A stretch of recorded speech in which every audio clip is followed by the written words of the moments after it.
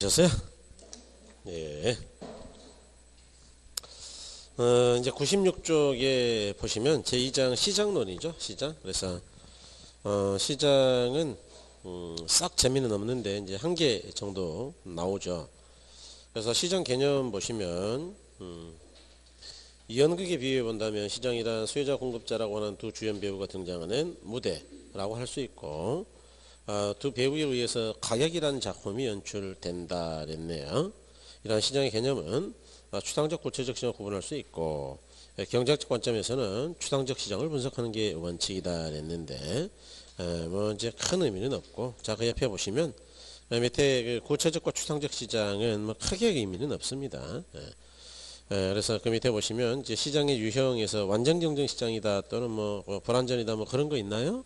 그래서 이제 그게 좀 의미가 있는데, 아래쪽에도 이제 그렇게 우리 책에도 써져 있지만, 사실 이제 우리가 시장이다라는 거는요 별거 없어요. 시장, 마켓, 시장. 시장이 뭐냐? 요거는 이제 수요자 공급자가 만나서 거래하는 것이죠. 수요자하고 공급자가 만나서 거래. 그러면서 이제 이 가격이 결정되고 재화가 배분되고 뭐 그런 것입니다. 이런 그런 걸 시장이다. 조금 어렵게 말하면 이제 이런 걸 시장 기구 또는 시장 메커니즘 뭐 이렇게 어렵게 이야기하기도 하는데요. 어쨌든 뭐 우리가 흔히 시장이라고 하는 것이다. 그래서 이제 옛날에는 이런 게 뭐 추상적이냐 구체적이냐 라는 게 한 15년 전에는 시험에 나오기도 했어요. 그런데 그건 이제 15년 전 이야기고, 지금은 이제 의미가 없다. 어째서 의미가 없느냐? 이제 우리 그 밑에 책에도 써져 있지만, 구체적이라는 건 눈에 보이는 걸 이야기해요. 뭐 남대문 시장, 노량진 수산시장 뭐 이런 거. 눈에 보이는 걸 구체적이라 한다. 추상적이라는 건 뭐냐 그러면 우리가 흔히 시장기구라고 하는 것들. 근데 뭐 자본시장이다, 노동시장이다, 보일 것 같기도 하고 안 보일 것 같기도 하고 그래요. 그래서 이제 그냥 쉽게 말하면 인터넷 상거래. 보여요, 안 보여요? 안 보이잖아요. 그런 건 추상적이다. 그런데 오늘날 그 동산이 판매되는 시장도요. 어떤 시장이라도 구체성과 추상성을 거의 가지고 있어요, 사실은. 인터넷 시장 거의 가지고 있거든요. 부동산 시장도 마찬가지입니다. 오늘날 부동산 시장은 이제 부동산은 지리적 위치를 가지고 있다 그래서 보통 구체적이라고 하는데, 또 부동산도 상거래에 따라서 전자상거래 형태로 거래가 되기도 하거든요. 그러니까 부동산 시장도 둘 다를 가지고 있다. 그리고 부동산 시장이 둘 중에 뭐냐라고 따지는 것은 사실 의미가 없다. 이제. 그래서 15년간 뭐 전혀 의미가 없는 이야기이기 때문에 안 나왔겠죠. 요즘 의미가 있는 거는 시험에서는요. 완전 경쟁하고 불완전 경쟁 시장, 이거는 좀 의미가 있고, 특히 이제 우리가 완전 경쟁을 잘 이해해 두시는 거는 뭐 상당히 필요해요. 그래서 여러분 그 옆에 보시면 시장의 유형, 그래서 완전 경쟁이다 그랬는데, 거기 의만 좀 볼까요? 의. 자, 의. 완전 경쟁 시장은 현실적으로 존재하는 시장이 아니라 현실을 단순하여 설명하기 위한 일종의 모형에 해당한다. 말이 조금 어렵긴 한데, 어쨌든 경쟁이 완벽하게 이루어지는 시장이다, 그런 이야기예요. 그러니까 현실에 존재한다고요, 이상적이라고요, 이상적이다. 그럴 때 그 밑에 반가로 이번에 완전 경쟁 시장의 성립 조건이라고 몇 개 있잖아요. 거기다 표를 하나 해주시고요. 네. 이제 설명을 한번 드려볼게요.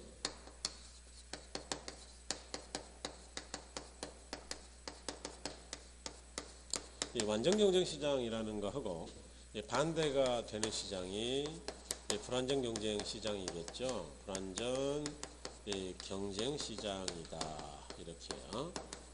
그래서 이 완전 경쟁 시장은 말 그대로 경쟁이 완전히 이루어지는 거예요. 여기는 이제 경쟁이 불완전한 거죠. 그래서 불완전 경쟁 시장이 현실 시장인데, 이거는 이제 독점 시장이라는 것도 있고, 과점 시장이라는 것도 있고, 그런가 하면 이 독점적 경쟁 시장이라는 것도 있다, 이렇게 해요. 그래서 이 세 가지씩이나 있으니까 뭐 이게 불완전히 중요하냐라고 생각할 수 있지만 아니고 완전히 중요하다. 기준으로서의 완전히. 그래서 완전 경쟁 시장은 그 조건이 뭐냐? 일단 시장 참여자가 좀 많아야 돼요. 그래서 시장 참여자의 수가 무수히 많아야 됩니다. 그 이야기는 이 시장 참여자가 뭐 여기 있잖아요. 수혜자 공급자인데 특히 여기서 여러분이 신경 써야 될 건 공급자의 수예요. 아니 뭐 수혜자는 왜 무시합니까? 아니고 우리 전 국민이 수요자이기 때문에 어차피 5,400만이고 여기서는 이제 공급자가 많냐 작냐의 문제인데 공급자가 많다 그러더라. 그럼 독점은 뭐냐?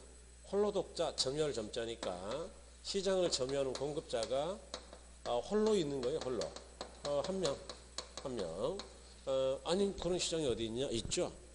전기를 공급하는 게 한전인데, 그죠? 한전 혼자서 우리나라 전기를 싹 다 커버한단 말이죠. 그러니 여기서 어떤 느낌이 오셔야 되느냐? 한전은 굉장히 규모가 큰 자산 규모 100조 가까이 되는 어마어마한 회사인데, 그런데 여기 완전경쟁시장은 공급자가 한 10만 명 된대요. 그러니까 각각의 공급자는 규모가 작다, 미미하다. 그러므로 치열하게 경쟁할 수밖에 없다. 누구는 누구를 압도를 못하니까. 그래서 이런 시장이다. 자, 두 번째로 완전경쟁은 동질적 재화를 가지고 시장 활동을 하는 거죠. 동질이라는 게 품질이 같다 그 이야기죠. 그래서 이걸 우리가 물, 일가의 법칙이 성립된다라고 할 수 있고요. 하나의 물건은 하나의 가격이 있다. 뭐 그런 이야기겠죠. 예. 그 다음에 세 번째로는 이 시장은 정보가 완전해요. 정보가 완전하다는 이야기는 뭐냐? 여기 수요자나 공급자가 시장 정보를 100% 알고 있더라. 그럼 정보를 탐색할 필요가 없다. 그러니까 정보 비용이 필요 없다. 정보 비용이 필요 없는 시장이다. 잠깐 부동산 시장을 한번 생각해 보면 부동산은 개별성이 있으니까 일물일가가 안 되죠. 그럼 불안전한 시장이고 부동산은 부동성 때문에 똑같은 32평이라도 지역마다 가격이 달라요. 그러니까 다른 지역의 부동산을 거래하기 위해서는 정보가 필요하죠. 그래서 정보 비용이 들어가니까 불안전하다. 이렇게 현실의 부동산 시장을 설명할 수 있어야 되겠어요. 그 다음에 네 번째로 좀 어려운데요. 많이 쓸 겁니다 앞으로. 부동산 시장은 초과 수익은 없고 오로지 정상 이익밖에 없다. 뭐 이렇게 이야기하는 시장이죠. 왜 이런 이야기를 하느냐?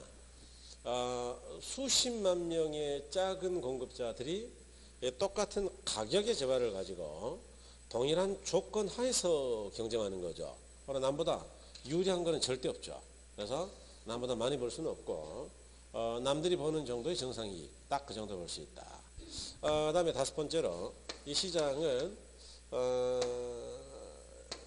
진입 또는 퇴거의 자유가 있다. 진입 이것도 좀 쓸 거예요. 또는 퇴거의 자유가 있다라고 이야기한다.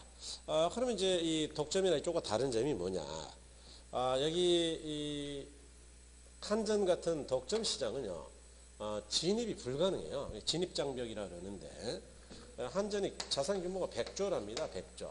그럼 한전하고 붙어보려면 비슷한 정도의 규모는 돼야 되니까 100조까지는 없다 하더라도 한 70조는 있어야 될 거 아니에요. 그래야 한번 싸워볼 텐데 문제는 70조가 없다는 게 문제죠. 그러니까 경쟁할 수 있다고요? 없다고요? 없다. 그죠? 그래서 이건 뭐 도저히 한전 자체가 강력한 장벽이에요.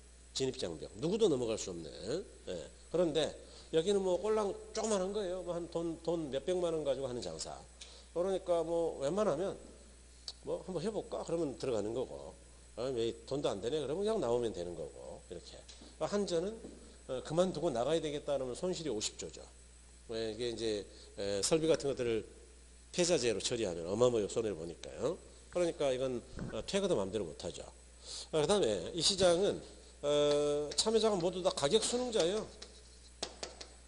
가격 순응자라는 건 뭐냐? 가격을 따라가기만 한다. 즉 가격 결정자가 아니란 이야기인데 한전은 가격 결정자입니다. 그런데 한전 혼자서 우리나라 전기를 공급하니까 만약 정부가 개입하지 않는다면 한전은 당장 전기 올리죠. 왜냐하면 현재 손실이거든요. 그러니까 당장 한 2배 올리고 그러다가 좀 이따 또 올릴 거예요 아마도. 그래서 대략 제가 볼 때는 3배까지는 올리지 않겠냐. 그렇게 생각이 되죠. 특히 산업용 전기 같은 경우는 그럴 거예요 아마. 일반 가정용 전기는 한 2배 정도 올릴 것 같고. 그래서 그럴 가능성이 많다. 그러니까 이 한전 같은 경우는 가격을 자기가 마음대로 결정할 수 있으니까 정부가 간섭 안 한다면 그러면 당연히 독점 시장은 독점적 초과 수익이 있는 겁니다. 그죠? 그런데 여기는 워낙 규모가 작죠. 그러니까 시장의 균형 가격, 균형 가격, 수요자 공급자가 만나서 결정된 가격을 그냥 따라만 다닌 거예요. 어떻게 마음대로 못 바꾸고 따라만 간다. 그래서 이제 이 정도를 우리가 이해를 하셨다면 이걸 가지고 이제 조금 더 어려운 것들을 해결할 수 있죠. 그래서 저기는 좀 기억하셔야 될 필요가 있다. 바로 이번에 완전경제시장의 성립 조건인데 첫 번째는 이제 다수의 수요자 공급자 그랬죠. 그래서 시장 참여하는 수요자 공급자가 다수라는 것은 개별 수요자 공급자가 가격 결정 능력을 가질 수가 없고 조금만 하니까 시장이 형성된 가격을 받아들이는 뭐라고요? 가격 순응자. 가격 순응자. 그 다음에 이번에 정보가 완전하다. 정보 비용이 없다는 이야기고 3번에 상품의 동질성이다. 완전경쟁시장에 거래되는 상품 동질적이다. 따라서 일몰일가의 법칙이 적용된다. 4번에 진퇴 자유가 있다. 이야기는 이제 진입과 퇴거의 자유가 있다. 그런 이야기죠. 그래서 그런 걸 이야기한다. 그래서 이제 불안정 경쟁시장은 제가 이제 독점을 좀 설명을 지금 드린 거죠. 과점 쉽습니다. 과점은 시장 점유율이 과하다. 그래서 기억 안 해도 되는데요. 여기는 공급자가 소수이다. 예컨대 한 3명 된다. 또는 4명 된다. 이게 이제 동그라미가 파이 그래프라는 건데요. 전체 면적을 이제 100%로 봐요. 그럴 때 시장 점유율이 삼성 같은 경우가 전자 쪽에서는 한 뭐 35%, 그 다음에 LG가 뭐 한 또 35%, 그러면 나머지 한 30%는 대우전자가 거의 차지하고 조금 남은 거하고 중소기업이 뜯어먹고 살지 않겠냐. 그러면 결국 삼성이나 LG 같은 대기업들의 시장 점유율은 작다고요? 크다고요? 크다. 엄청나게 크다라는 걸 알 수 있죠. 그러니까 이 사람들은 시장 지배력이 강해서 가격 마음대로 결정합니다. 앞으로 초과 수익 마음대로 얻을 수가 있는 그런 형태죠. 이번에도 삼성은 노트 7이 문제가 됐음에도 불구하고 거의 손실을 봤음에도 불구하고 약 영업이익이 지금 한 7조 좀 넘는 걸로 나오는 거 보니까요. 엄청난 회사죠. 노트 7이 잘 팔렸다면 뭐 15조 넘어갔겠죠. 그러니까 뭐 대단한 거예요. 그죠? 그러니까 초과 수익이 없다라고 할 수는 없잖아요. 그래서 그렇게 되더라. 그 다음에 이제 독점적 경쟁은 이제 독점의 성격도 있고요. 독점. 그 다음에 완전 경쟁의 성격도 있는 겁니다. 그래서 어떤 점에서 완전 경쟁이냐. 참여자가 많다는 점에서는 완전 경쟁과 가까워요. 이 독점적 경쟁은 시장 참여자가 굉장히 많습니다. 그래서 어떤 거냐 그러면은 우리가 흔히 소매점포라고 하는 거예요. 근데 뭐 미장원, 이발소, 세탁소 뭐 등등등 조그만한 구멍가게 이렇게 이 엄청나게 많은 참여자들이 어떻게 경쟁하느냐. 이게 독점의 성격을 갖는 건데 똑같은 종류예요. 동종. 그런데 이질적 재화를 가지고 시장 활동을 하는 겁니다. 그러니까 똑같은 종류인데 이질적이라는 이야기는 품질이 다르다 그 이야기죠. 그래서 이 이질성 때문에 뭐가 생기느냐? 가격 결정력이 생겨요. 그래서 이 사람들은 이제 독점의 성격을 갖게 되죠. 초과수익이 있죠. 그래서 우리가 가장 예를 제가 많이 들었던 게 미장원인데 미장원은 모든 동네 미장원은 다 파마가 5만 원 그러면 그건 말이 안 되잖아요. 그죠? 어떤 데는 상당히 비싸기도 하더라 뭐 이런 이야기죠. 남자들은 커트가 얼마예요? 여자분들 아세요? 혹시 남자분들 커트? 네? 12,000원. 표준적이시네요. 네. 남편분이 표준적인 데를 다니시는 거예요.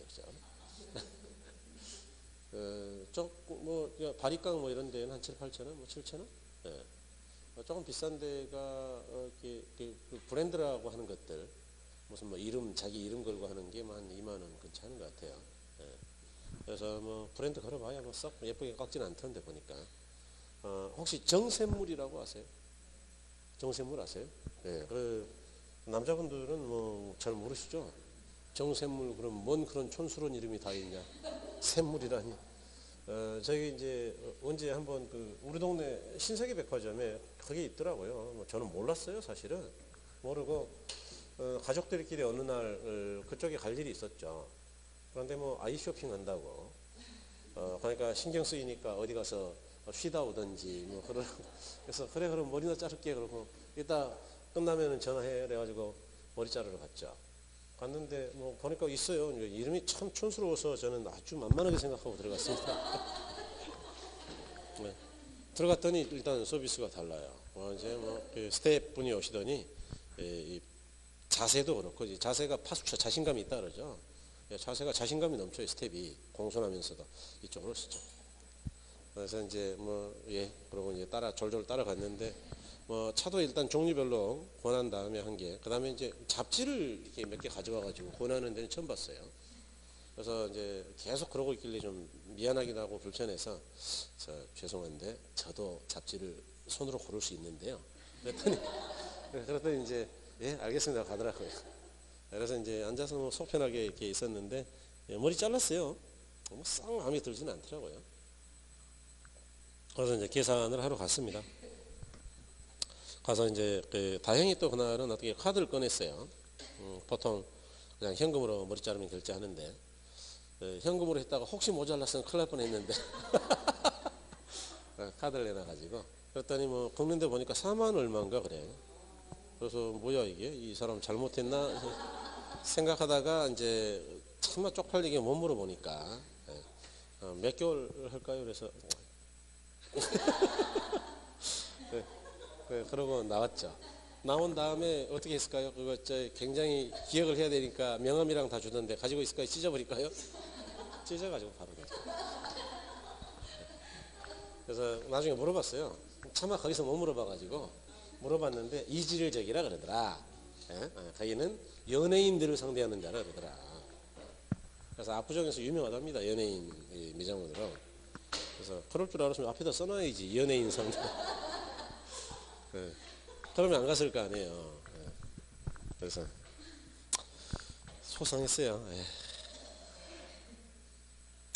그래서 이제 여러분 그게 이제 독점적 경쟁이다 그 이야기고요.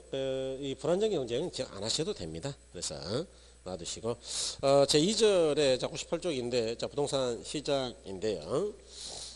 개념이 조금 어려워요. 가로 2번 보시면 부동산 시장 부동성이라는 자연적 특성으로 인하여 일반 재화 시장과 달리 그러니까 이제 동산하고는 다르다 이야기네요. 지리적 공간을 소환한다. 따라서 부동산 시장은 양이나 질이나 위치 등 모든 측면에서 유사한 부동산에 대해 그 가격이 균등해지는 경향이 있는 지리적 구역이라고 정의하기도 한다. 참 특이하네요. 그러니까 부동산 시장을 어떻게 정의한단 말이냐 이렇게 정의한다 그 이야기입니다. 자, 하나의 부동산 시장은 어떤 건가요? 그랬더니 부동산 시장이라 함은 일단 유사한 부동산에 대해서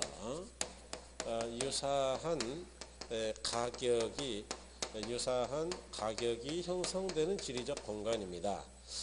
그 이야기는 이제 부동산이 유사해야 되고 가격도 유사해야 된다 그 이야기인데 유사하다는 게 뭐냐? 우리가 부동산을 보통은 이렇게 나눠요. 부동산학개론은 5개로 나눕니다. 주거, 상업, 공업, 농업, 특수목적 이렇게 해요. 외울 필요 없어요. 공법에서 건축물의 종류 그런 건 외워야 되겠지만 이건 외우지 마세요. 주거용과 상업용은 전혀 유사하지가 않아서 주거용 부동산 시장 따로, 상업용 따로, 공업용 따로 5개 있죠. 5개. 그다음에 주거용은요. 우리가 크게 이제 건축법 공부하시면 크게 단독과 공동으로 나누고 단독을 단, 다, 공, 그다음에 공동은 연, 다기 이렇게 나누거든요. 그럼 건축법에서 공부하시면 돼요. 여기서 따로 개론해서 외울 필요는 없어요. 단독, 다중, 다가구, 아파트, 연립, 다세대 이렇게. 그래서 보통 이제 이 6가지로 나눈다면 단독과 아파트가 유사할 리가 있느냐? 전혀 유사하지 않다. 그러면 단독 시장 따로, 아파트 시장 따로, 다중, 다가구, 다세대 다 따로 있다 이야기죠. 또 아파트는 규모에 따라 나눌 수도 있다. 15평이나 32평이냐 80평이냐 15평과 80평이 유사할 리가 없거든요. 그러니까 우리가 어느 정도가 돼야 부동산이 유사하다라고 하느냐. 일단 규모 같아야죠. 32평. 그 다음에 두 번째는 주거 유형이 같아야죠. 아파트. 그 다음에 용도가 같아야죠. 주거용 이렇게. 그러면 굉장히 유사하거든요. 그러면 부동산의 용도나 규모 질에 따라서 부동산을 몇 개로 쪼갤 수 있냐? 주거용만 해도 한 50개 될 것 같고 나머지 다 쪼개면 한 200개는 넘을 것 같아요. 그래서 한 200여 가지 쪼갤 수 있다. 그러면 200개로만 쪼개면 된단 말이냐? 그러면 얼마나 좋겠어요. 부동산은 부동성이라는 문제가 있다 보니까 어떤 문제가 있냐? 똑같은 32평이라도 수도권이냐, 충청권이냐, 전라, 경상, 강원 각 지역마다 가격이 같을까요, 다를까요? 다르고 충청권만 하라도 충청 남도냐, 북도냐, 대전광역시냐, 세종자치시냐에 따라서 가격이 같다고요, 다르다고요? 다르다 이렇게. 그러니까 부동산은 유사한 부동산이라도 가격이 균등해져 유사해야 하나의 시장이라 했으니까 결국 지역별로 가격이 다른 지역별로 시장을 쪼갤 수가 있을 것이다 그 이야기고 이렇게 쪼개지는 걸 뭐라 그러느냐 이걸 하위시장이다 또는 부분시장이다라고 이야기해요. 이렇게 하위시장으로 쪼개진다 세분화된다라고 이야기하고 이렇게 쪼개진 시장을 뭐라 그러느냐 이걸 국지적 시장이다. 즉 국지적이라는 건 넓다는 이야기예요. 지리적으로 좁다는 이야기예요. 좁다 그런 이야기죠. 그러면 이제 어려우니까 동산과 비교해 보자고요. 예컨대 캔커피 같은 동산 시장은 어떻게 정의할 수 있냐? 만약에 유사한 캔커피에 대해서 유사한 가격이 형성되면 하나의 시장이냐? 이제 그러다 치자고요. 보통 뭐 그와 같이 정의할 수 있으니까. 그럼 어떤 회사가 만든 캔커피라도 제가 볼 때는 특별히 다를 건 없죠. 뭐 캔커피가 그놈이 그놈이지 뭐 아주 맛있는 건 아니죠. 그게 전국 어디를 간다 하더라도 그게 대략 한 800원, 900원이지. 뭐 땅값처럼 어떤 데는 평당 1,000원, 어떤 데는 평당 5억 이렇게 차이가 심하게 난다고요? 차이가 없다고요? 설마 5억짜리 캔커피가 있겠어요? 그러니까 이거는 전국이 두 개도 아니고 딱 한 개의 시장밖에 없다. 동산 시장은. 그런데 부동산 시장은 이렇게 한 200개를 지역별로 쪼개면 또 한 1000개가 될 거니까 전국을 하위 시장으로 쪼갤 수 없다고 있다고요? 있다. 그런 느낌이죠. 그렇게 쪼개진 걸 국지적이라 한다. 자, 여기까지 한번 보죠. 그래서 이제 그게 부동산 시장인데 여러분 이번에 98쪽이죠. 자, 부동산 시장이 분류를 했는데요. 범위에 따라서 거기 딱 하나만 볼게요. 개별 시장, 부분 시장, 전체 시장이 있는데 부동산은 전체는 아무 의미 없어요. 개별도 의미 없습니다. 개별도. 그래서 부분 시장이 주로 의미가 있는데 부분 시장 보니까 개별 시장과 전체 시장의 중간 규모의 시장으로 지역별 부분 시장뿐만 아니라 거래되는 부동산의 위치, 규모, 용도, 질에 따라 형성되는 하위 시장을 말한다. 그래서 아까 하위 시장을 제가 부분 시장이라 그랬죠. 그 다음에 용도에 따른 거 안 해도 된다 그랬으니까 됐고 그 다음에 3번 큰 3번에 자 부동산 시장의 특징이다 그랬는데 여러분 거기다 별 2개 좀 해주시고요. 자 부동산 시장 부동산만이 지니고 있는 부동성, 부증성, 영속성, 개별성 등과 같은 자연적 특성과 인문적 특성 등에 의해 일반재화 시장과 다른 여러 가지 특성을 지니고 있고 일반적으로 다음과 같은 특성이 있다. 그래서 이 부동산 시장의 특성이라는 거는 시험에서는 꽤 중요하죠. 부동산 시장의 특성이다. 우리가 저번 주에 이제 부동산의 특성을 본 적이 있어요. 그죠?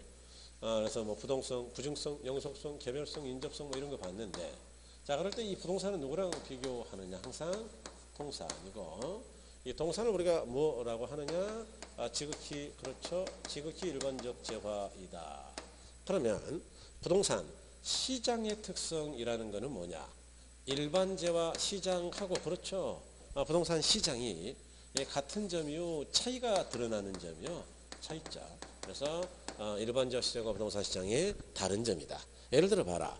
방금 캔커피 시장은 전국이 하나밖에 없지만 부동산 시장은 하나라고요. 국지적으로 쪼개지니까 수백 개라고요. 수백 개. 분명히 다른 점이죠. 그래서 이런 것들을 이야기한다. 그래서 이거는 뭐 개수가 좀 많아서 외우기가 어려워요. 나중에 암기하는 방법은 알려드릴 텐데 그러니까 어떻게 하느냐. 지금 외우는 게 중요한 게 아니고 순서는 뭐 제가 좀 바꿔 설명할 텐데요. 여러분들은 관련되는 부동산의 특성만 일단 생각해 낸다면은 70%는 넘어간 거예요. 이제. 예컨대 첫 번째 국지적 시장이다. 국지적 시장이라는 것은 뭐 때문에 그렇다 그랬느냐? 부동성 때문이다.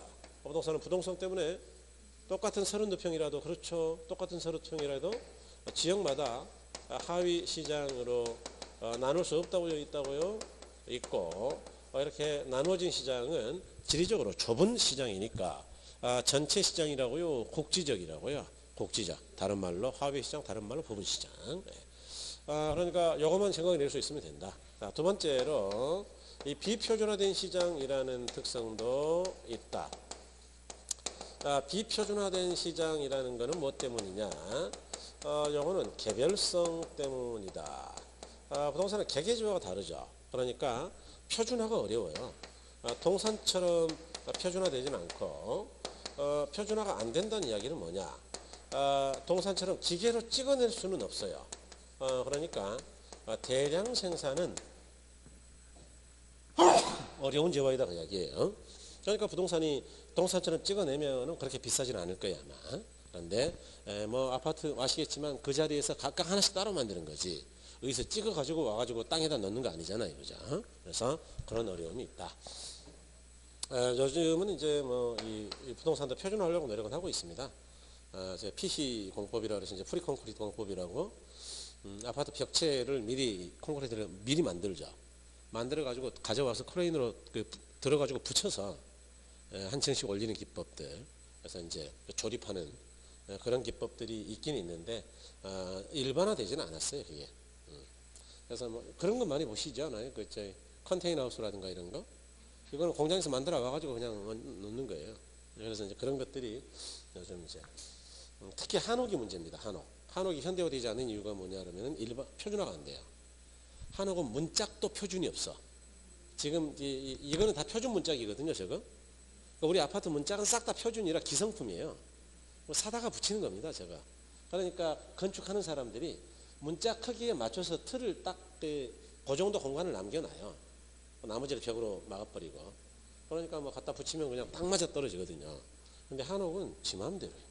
그러니까 목수가 와가지고 다 도닥도닥 만들어요. 인건비가 막 건축비가 평당 뭐 800, 막 아파트에 2배가 넘어요. 어떤 건 1250 막 이렇게 어마어마하죠. 거기다 무형문화재가 오시면 저는 무형문화재는 그냥 앉았다 일어서면 돈이에요. 네, 그다음에 수급 조절에 혼란성. 네, 수급 조절의 혼란성이다.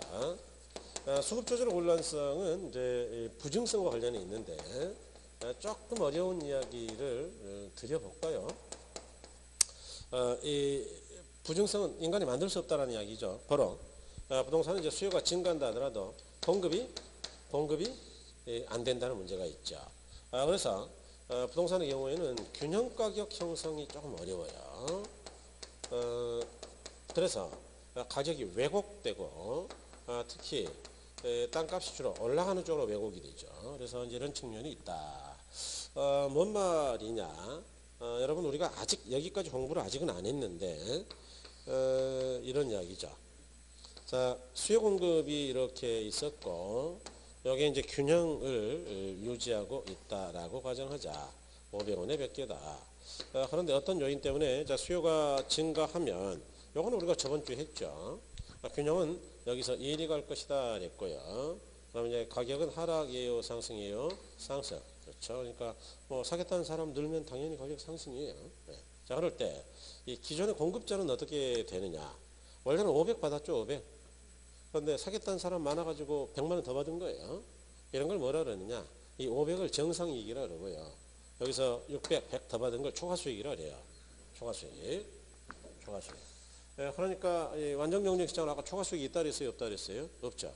그런데 잠깐 단기적으로 초과수익이 있는 겁니다. 그래서 어떻게 되느냐? 완전 경쟁 시장은 진입 또는 퇴거의 자유가 있다 그랬으니까 이렇게 초과수익이 있으면 설마 그러겠어요? 다른 경쟁자가 야, 너 정말 운이 억석이 좋구나. 꼭 너 혼자 벌어라? 이렇게 놔둘까요? 시장에 진입할까요? 그러니까 돈 된다 그러면 무조건 진입하는 거예요. 시장에서 돈 되는 건 가만두질 않아요. 그러면 공급자가 늘어나서 자꾸 진입한다 그 이야기 아니에요? 그럼 공급이 쫙 늘어나면 어떻게 되느냐? 초과 수익이 없어질 때까지 진입합니다. 그래서 다시 500 균형 가격으로 되돌아가요.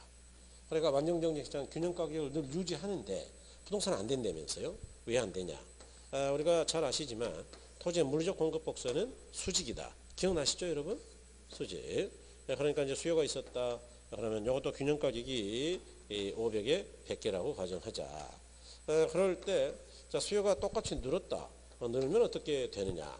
그러면 일단 가격이 수직으로 올라가니까 무지하게 올라가죠. 일단 그래서 800까지 올라갔다 치고 어쨌든 기존 공급자는 초과 수익이 있는데 자, 그러면 공급이 늘어가지고 가격이 되돌아가면 좋겠는데 우리나라 땅이라는 건 늘어난다고요? 안 늘어난다고요?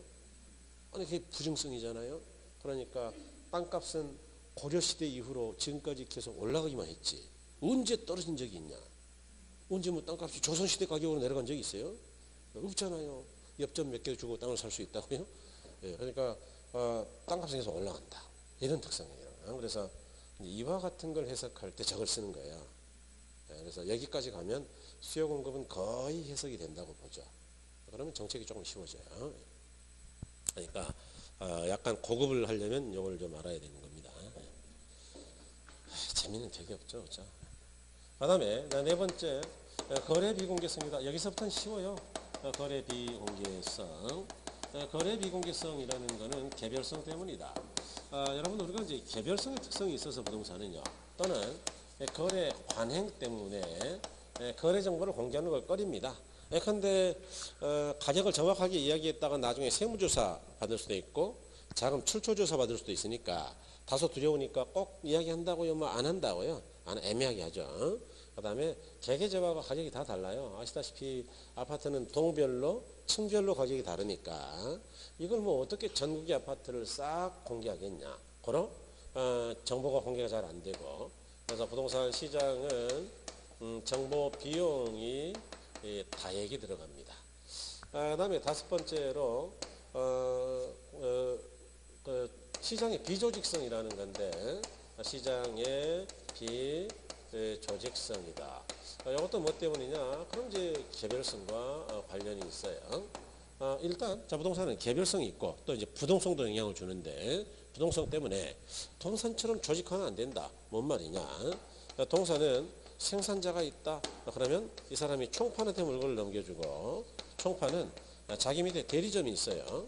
그러면 대리점은 각종 소매점포에다가 구멍가게에다 물건을 갖다 주고 그럼 소비자가 이제 여기서 물건을 산단 말이죠.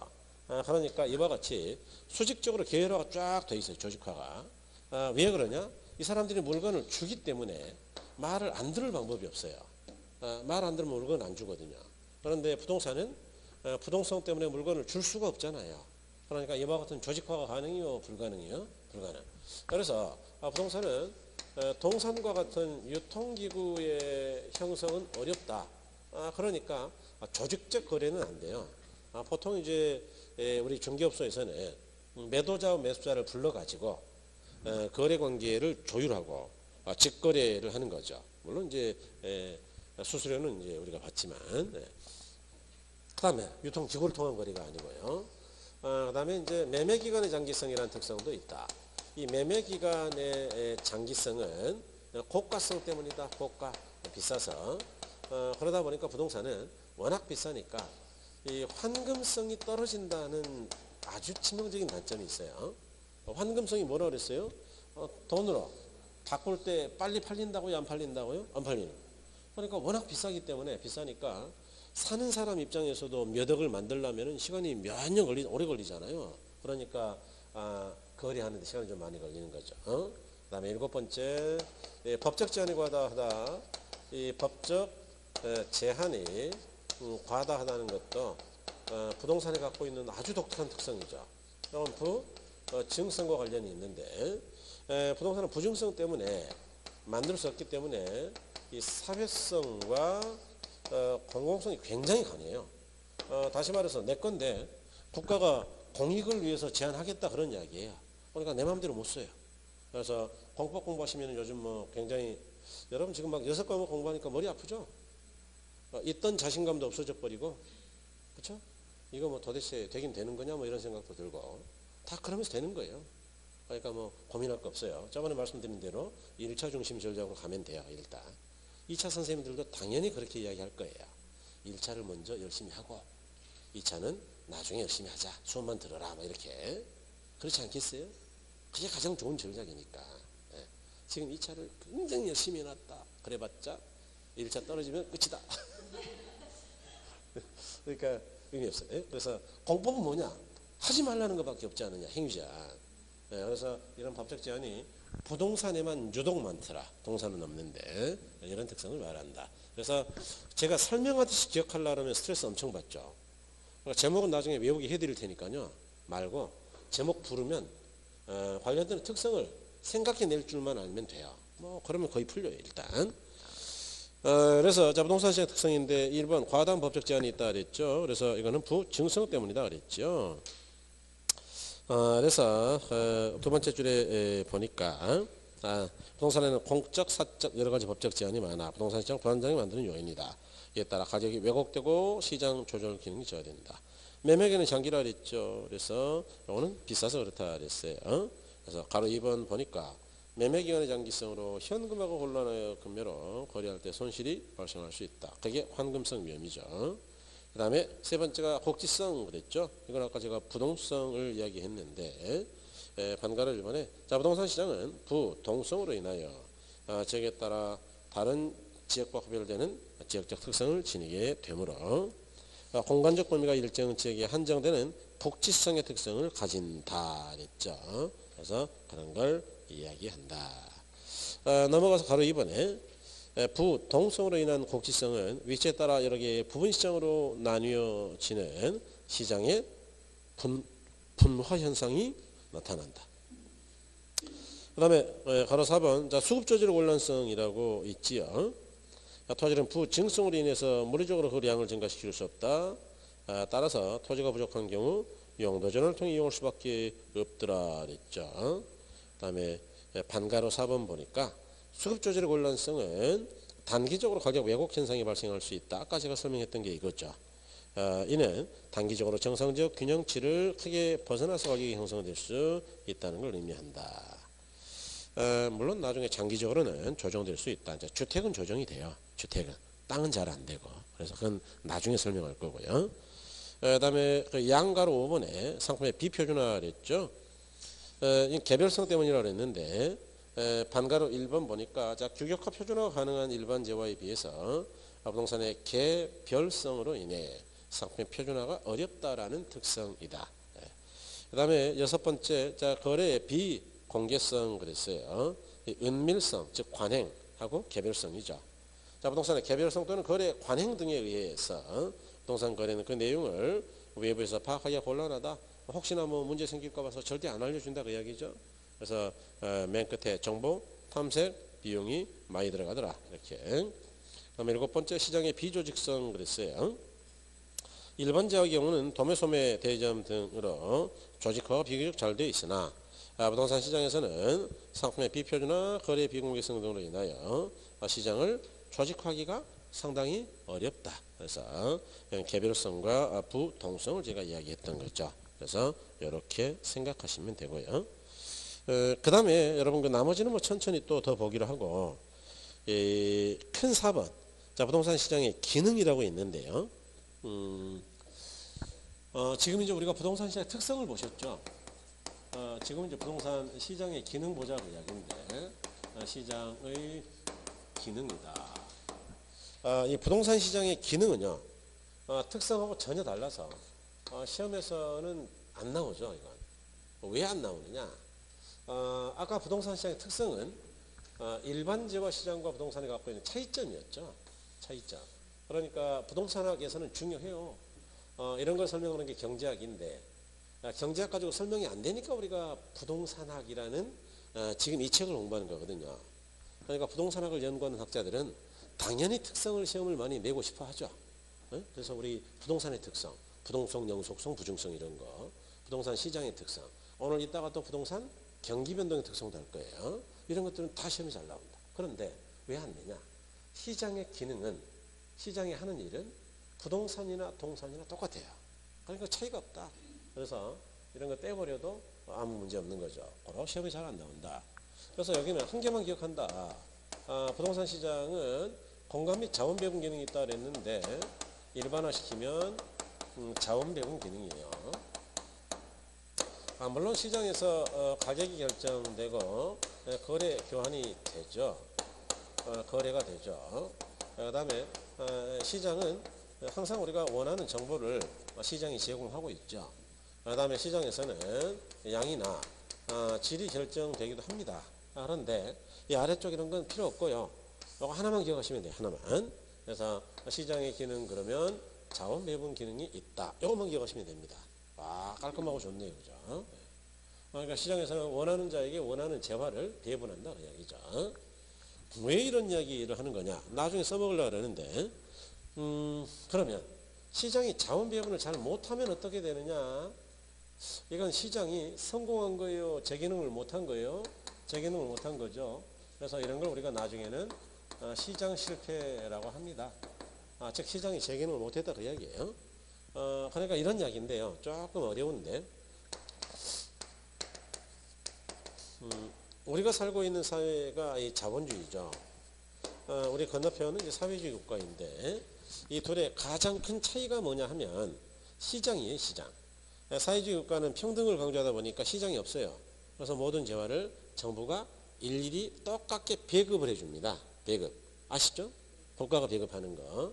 그런데 자본주의 국가는 재화의 배분을 정부가 한다고요. 시장 자율에 맡겼다고요. 나쁜 점도 있어요. 그러니까 잘 사는 사람들이 시장에서 너무나 많이 가져가고 못 사는 사람들은 또 너무나 가난하다는 문제는 있거든요. 불평등의 문제가 있죠. 그렇지만 어쨌든 효율은 굉장히 높은 체제예요. 그러니까 내가 많이 벌어 먹으려면 열심히 해야 되는 거니까. 그래서 효율이 굉장히 높아서 요거는 망했지만 얘는 살아남았죠. 얘가 살아남았으면 얘는 완벽한 거냐? 그건 아니다 그 이야기예요. 이것도 문제가 여러 가지가 있는데 그런데 어쨌든 시장에서 재화를 배분하고 정부가 배급을 전혀 안 하니까 자본주의는 잘 해줘야 되는데 이놈이 자원 배분을 못하더라. 그럼 이제 시장이 실패했으니까 우리 일반인들은 도대체 어디서 재화를 배분받아야 되냐 그 이야기예요. 그럴 때 정부가 뭐 이래야 되는 거예요. 정부가 야 자본주의는 원래 시장 자율이야. 그러니까 뭐 너가 망하든지 말든지 너가 책임져야지. 왜 정부한테 난리야? 그러면 된다고요? 안 된다고요? 국민들이 괴로워. 그러니까 이와 같이 시장이 실패할 때는 정부가 개입할 수 없을까요? 있을까요? 있겠죠. 그래서 이거는 시험이 아주 잘 나와요.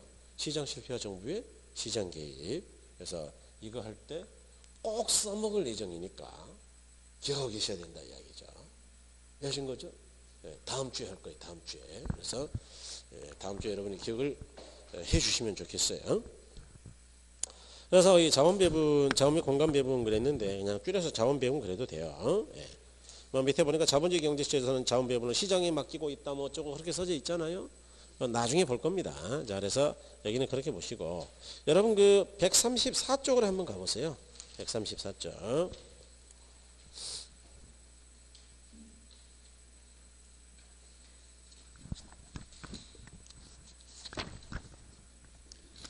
그 134쪽에 보니까 여기 혹시 3번에 시장 실패라고 있나요?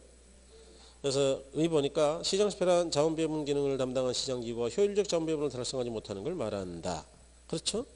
그러니까 시장이 실패하면 가만히 있다고요? 정부가 개입한다고요? 정부가 개입한다. 이제 그렇게 나중에 가져갈 거다. 그런 이야기입니다. 그래서 그때 한번 보시자 이야기죠. 다시 이제 앞으로 오셔서 기타의 시장 기구 뭐 그런 거는 놔두시고 그 다음에 이제 자 103쪽에 제3절은 이제 효율적 시장 이론인데 여러분 여기는 이제 별을 2개 좀 해주시고요.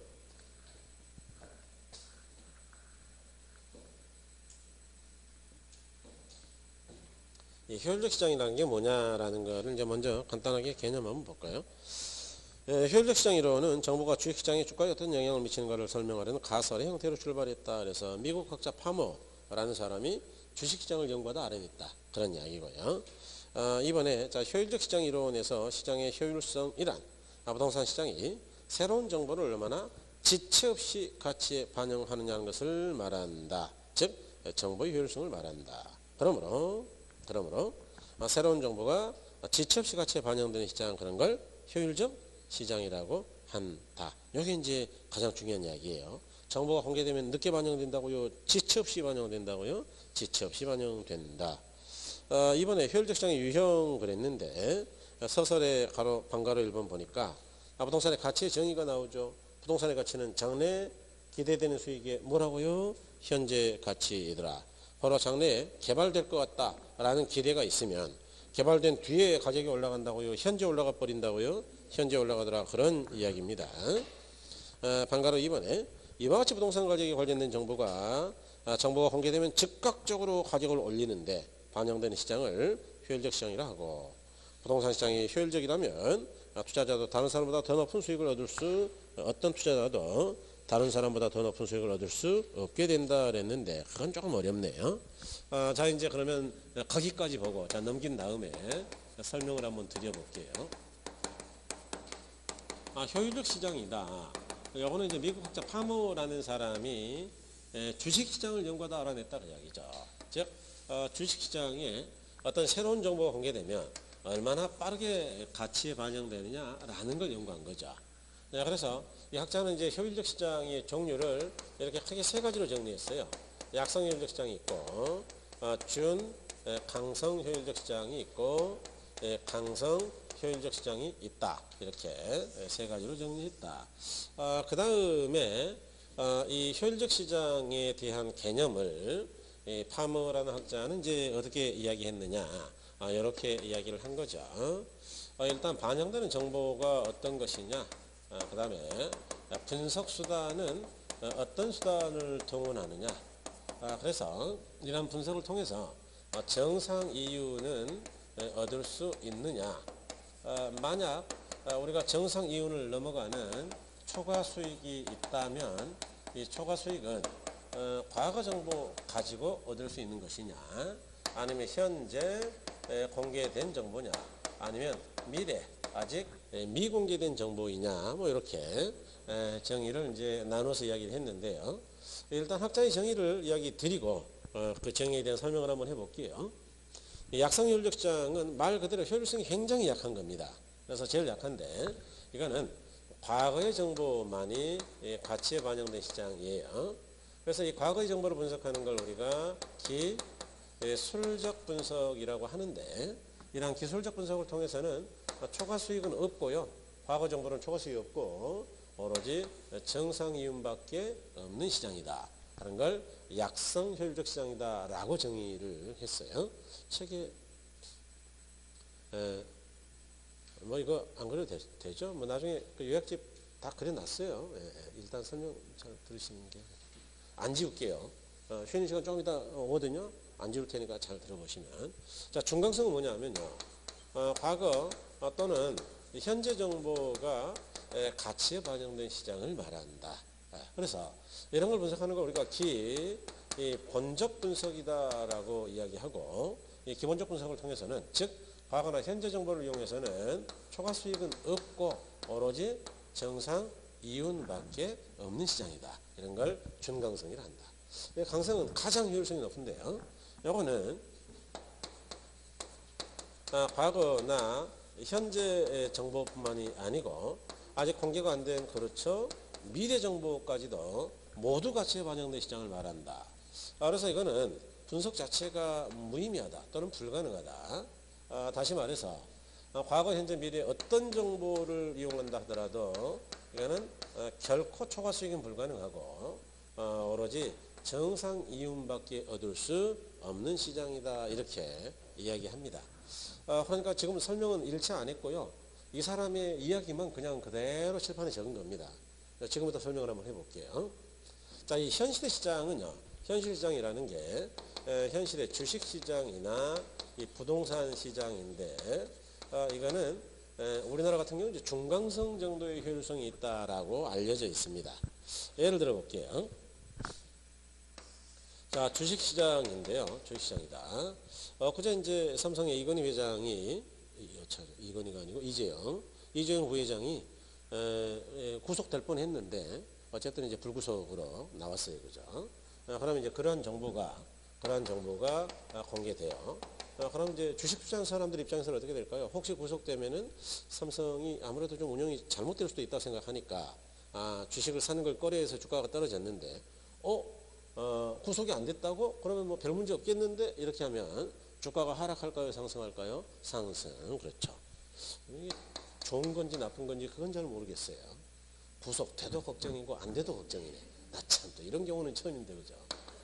그러니까 주가가 하락한다고요, 상승한다고요? 상승. 그럼 뭔 말이죠? 그러니까 오늘 정보가 공개되면 한참 뒤에 가격에 영향을 준다고요? 즉시 영향을 준다고요?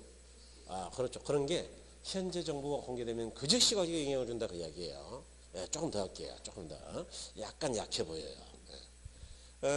만약 부동산 시장인데 부동산 이 신도시를 개발한다라는 정보가 있다고 치자. 정보. 지금 뭐라 그랬어요? 제가 지금 신도시 개발한다고 삽질을 하고 있다고요? 정보만 공개됐다고요? 정보.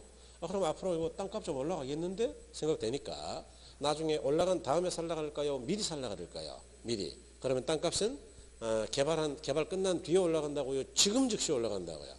그렇죠. 그래서 부동산의 가격은 정보가 공개되는 즉시 올라가더라. 즉시. 그래서 이와 같이 정보가 가치에 느리게 반영됐다고요? 빠르게 반영됐다고요? 빠르게. 지체 없이. 그런 걸 효율적 시장이라 한다. 이처럼 현재 공개되는 정보가 즉시 가치에 영향을 주는 것. 과거에 공개된 정보는 과거에 이미 가격을 미리 올렸다는 이야기인데 이런 시장을 뭐라 그러느냐. 약성이요, 준강성이요, 준강성효율적 시장이라고 한다. 대략 느낌이 오셨나요? 네, 이 정도 효율성이에요.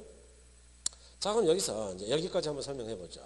이런 준강성효율적 시장에서는 이미 과거나 현재 정보는 부동산의 가격을 놔뒀다고요? 이미 올려놨다고요? 올려놨다. 그러니까 그런 정보를 분석하는 기본적 분석에는 과거나 현재 정보를 분석하는 건데 이런 걸 백날 해봐야, 즉 과거나 현재 정보를 이용해 봐야 남보다 많이 벌 수 있을까요? 없을까요? 없죠. 다시 말해서 이런 이야기예요. 근데 제가 여기 지금 내려오기 전에 오송 쪽에 신도시 개발한다는 정보를 어제 봤다, 신문에서. 그래서 이야, 내려가는 길에 가서 오송에 땅 좀 빨리 사버려야지. 그래가지고 신문 보자마자 어제 내려와가지고 여기 원래 가격이 뭐 평당 400이었죠. 이거 400? 일단 뭐 돈 없으니까 계약금 조금 가져왔으니까 가계약하죠. 자, 100평만 주세요. 그러면서 4만 원을 줬어요. 가계약이라니까요. 네. 자, 이따가 오후에 나머지는 쏠 겁니다. 그러면서 그랬다 치자. 그러면 그 중개사분이 뭐라 그럴까요? 400 맞습니다. 그럴까요? 뭐 신문 보고 오셨어요? 이미 올랐어요. 그래서 가격이 올랐다 그럴까요? 올랐다 그 이야기죠. 올랐다 800으로. 그러니까 정보가 공개되면 그 즉시 가격이 올라간다 그 이야기예요. 그래서 우리가 공개된 정보를 가지고는 남보다 싸게 사서 현 시세로 팔면 추가 수익이 있는 건데 남보다 싸게 400에 살 방법이 없어요. 왜냐? 정보가 공개되면 그 즉시 가치는 밀어올리기 때문에. 그러니까 과거나 현재 정보 가지고는 추가 수익이 있다고요? 없다고요? 없고 오로지 정상이익밖에 없다 그 이야기죠. 그런데 부동산 시장에서 실제로 초과 수익이 없는 거냐? 그건 또 아니에요. 어떨 때는 초과 수익이 있느냐? 남보다 우수한 정보가 있다면 초과 수익을 얼마든지 얻을 수 있어요. 남보다 뭐 어떤 정보요? 우수한 정보요? 우수한 정보요? 우수한, 그렇죠. 예. 깨알 같은 농담입니다. 그래도 웃어주시니 참 다행이죠. 우수한 정보죠. 우수한 정보가 뭐냐면 아직 공개되지 않은 개발 정보이다. 예를 들어서 오송에 신도시가 개발된다는 걸 다 알고 있다 치자. 그런데 어떤 지역이 중심 상업지역이 되는지는 아무도 모른다. 그냥 개발된다는 이야기만 했으니까. 그런데 다행히도 친구가 국토부에 있는 친구가 지가 이걸 담당한다 그러더라. 그래서 제가 원하지도 않았는데 문자로 꼭 보내겠노라고. 그래서 번지수를 찍어주겠다 그러더라. 그래서 뭐 그럴 거면 그러든지 그랬더니 진짜로 보냈더라. 그러면 저는 어디로 사야 될까요? 자, 이제는 800 이하에는 절대 못 삽니다. 어디 사야 될까요? 아무데나 살까요? 중심 상업지역만 살까요? 그렇죠, 그렇죠. 그러니까 이게 공개 안 된 정보 아니에요? 800에 샀더니 나중에 2달 뒤에 공개가 됐어요. 상업지역이 여기입니다. 그래서 땅값이 얼마까지 올랐냐? 1,500까지 올랐다. 그러면 초과 수익이 없다고요? 있다고요? 있다. 이렇게 남들이 모르는 정보를 가지면 초과 수익이 있어요.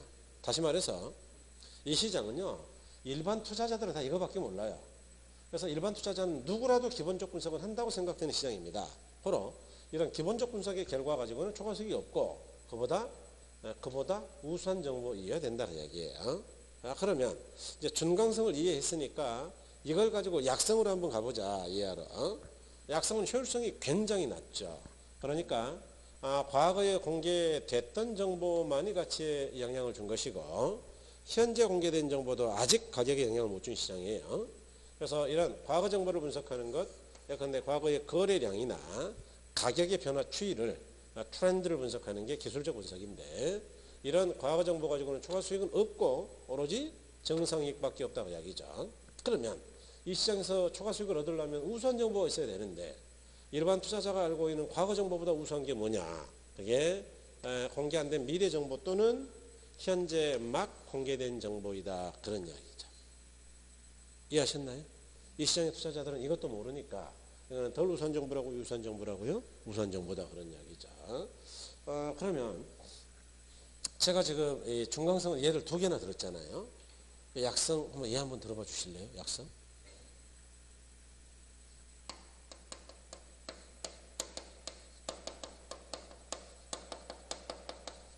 반포가 재개발된다고 아침에 뉴스에 나오던데 지금 그 재개발 지역 그 아파트 가격이 32평 기준으로 아마 25억 정도 한답니다. 25억. 진짜 어마어마하죠. 실평수 평당 1억이네 그거. 참 어이가 없어가지고. 네, 아무튼 그래서 이 과거에 강남이 개발될 때 과거 한번 생각해 볼까요? 과거 1980년대 초 70년대 1970년대 1970년대 강남이 개발될 때 우리 상황은 어땠을까요? 우리나라가 잘 사는 나라는 아니었죠. 그러니까 굉장히 여유가 있는 나라가 아니어서 뭐 부동산 투자 이런 거는 일반인들은 알지도 못했고 그게 뭐 부동산이 투자의 개념인 것도 없었죠. 이럴 때 이제 강남에서 날리던 분들이 있었으니 이름하여 법국인이었다. 그렇죠? 그래서 아버지를 일찍이 잘 만나서 아버지가 운영하는 회사에서 공짜로 돈을 받아가지고 마음대로 투자할 수 있었고 아버지의 영향을 받아서 이지에 밝았다. 뭐 돈만 있다고 되는 건 아니고 법구인은 이지에 밝아야 돼요. 그래서 강남이 개발된다 그러길래 뭐 놀면 뭐하냐 싶어가지고 친구들하고 밥 먹으러 갔다. 압구정에 그 당시에 이제 식당들이 많았으니까 갔더니 장난삼아 사본 게 진짜 올라가더라. 그러면 장난칠까요? 이제는 계속 본격적으로 살까요? 본격적으로. 그러니까 이 당시에는요. 오늘 신문에 강남 개발됩니다라는 정보를 백날 공개해 봐야 일반인들은 전혀 관심도 없고 돈도 없어요. 그러니까 현재 정보가 가치에 영향을 준다고요? 못 준다고요? 못 줘. 일부 탁월한 사람들만 그런 정보를 이용하는 거예요. 이해하신 거죠? 네, 그러니까 이런 사람만 이용한다 그 이야기죠. 그러다가 약간 규모가 커지면 골프를 치기 때문에 그 당시에 건설교통부 직원들하고 골프 접대를 하면서 미공개된 정보까지를 뜯어내더라. 그러면 꾼이 되는 거예요 이제.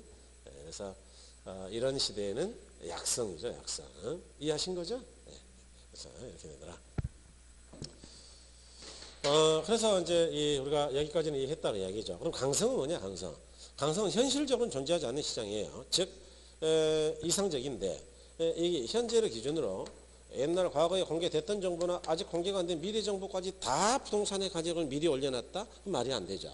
모르는 게 어떻게 올리겠어요. 그러니까 이런 시장은 현실적으로 존재한다고요? 존재하지 않는다고요? 존재하지 않는다. 그래서 이 강성유율적 시장은요. 완전 경쟁 시장하고 굉장히 비슷한 시장이에요. 완전 경쟁 시장에 가장 부합되는 시장이다. 그런 이야기죠. 그럼 왜 파머는 이런 거를 상정했냐? 실제로는 이제 미국도 중강성유율적 시장인데 이걸 설명을 정확하게 하기 위해서 이보다 약한 놈도 있으니까 이보다 강한 놈도 비교를 한 거죠. 그래서 이 강성은요. 모든 정보가 부동산의 가치에 영향을 줬기 때문에 어떤 정보를 이용한다 하더라도 초과 수익은 절대로 불가능하고 오로지 정상 이윤밖에 얻을 수 없는 시장이다. 이렇게 정의되는 겁니다. 그래서 이 시장은 왜 분석이 불가능하냐? 당연하죠. 미래 정보라는 건 분석이 안 돼요. 왜냐? 공개가 안 된 거니까. 분석이 뭔데요? 모르는 걸 뭐 어떻게 분석하는 거예요? 아는 걸 하는 거예요. 아는 거. 아는 거를 잘 분석해서 결과를 유용한 결과를 얻어내는 게 분석인데 모르는 걸 가지고 뭘 한다? 이거는 분석이 아니고 프리딕 예측 점치는 거죠. 점치는 거. 이해하신 거죠? 그러니까 전혀 별개의 영역이에요. 이거는. 그래서 이렇게 본다. 자 그래서 여러분 바로 이번에 약성유율적 시장이죠. 104쪽 보고 있는 거예요. 바로 1번에 현재 시장 가치의 과거 정보가 충분히 반영되어 있으므로 과거의 역사적 자료를 분석함으로써 정상 이상의 수익을 획득할 수 없는 시장을 약성연력 시행을 한다. 근데 과거 정보는 안 된다 그 이야기죠. 그 다음에 바로 2번에 과거 자료를 토대로 시장 가치 변동을 분석하는 걸 기술적 분석이라 한다 그랬고, 그 밑에 줄 맨 끝에 기술적 분석에 의해 밝혀진 자료로는 초과 수익이 있다고요 없다고요? 없다. 그 다음에 방가로 3번 두 번째 줄에 투자자가 현재 공표된 정보 또는 비공표된 정보를 얻을 수 있기에 초과 수익은 가능하다. 그러니까 초과 수익은 과거 정보 가지고 되는 게 아니고 보다 우수한 정보가 있어야 된다고 이야기죠. 예. 방가로 3번 다 읽어버릴게요. 약상률적 시장에서 초과 이윤을 얻었다면 이것은 과거 정보에 의한 것이 아니고 현재 정보나 미공표, 미래 정보를 얻을 수 있었기에 가능한 것이다. 이렇게. 자, 양가로 3번의 중간성 효율적 시장인데, 첫 번째 보니까 어떤 새로운 정보가 공표되는 즉시 시장 가치에 반영된 시장을 준 강성 효율적 시장이라 한다. 그랬죠. 그 다음에 바로 두 번째는 읽어보시고요. 자, 세 번째. 따라서 어떤 사람이 중간성 효율적 시장에서 정상 이상의 이익을 얻었다면 이는 공표된 정보 이상의 우수한 정보에 의해 가능한 것이지 결코 이미 공표된 사실에 의한 것은 아니다. 다시 말해서 현재 공개된 정보가 아니고 아직 공개가 안 된 미공개된 정보 가지고 초과 수익을 얻는 것이다 그 이야기죠. 그래서 이렇게 볼 수 있다. 그 다음에 여러분 이 강성, 자 양가로 4번 강성 보시면 첫 번째, 공표된 정보든 공표되지 않은 것이든 어떤 정보도 이미 시장 가치에 반영되어 있는 시장을 강성윤력 시장이라 한다. 그 다음에 두 번째, 강성윤력 시장은 진정한 의미의 효율적 시장이고 완전 경쟁 시장에 가장 부합된 시장이다. 이미 모든 정보가 시장 가치에 반영되어 있기 때문에 어느 누구도 어떤 정보를 이용한다 하더라도 다른 사람보다 우수한 정보의 획득을 통한 초과 이윤은 가능이요 불가능이요 불가능한 시장이다. 그렇게 보시는 거예요. 그래서 그런 걸 강성이라 한다. 이렇게. 그래서 이제 이게 우리가 효율적 시장이고요. 그 할당 효율적 시장은 아직은 좀 어려워요. 이게 이제 계산이 개입되어 있기 때문에. 그래서 2순환 정도부터 할 예정인데요. 조금 쉬었다가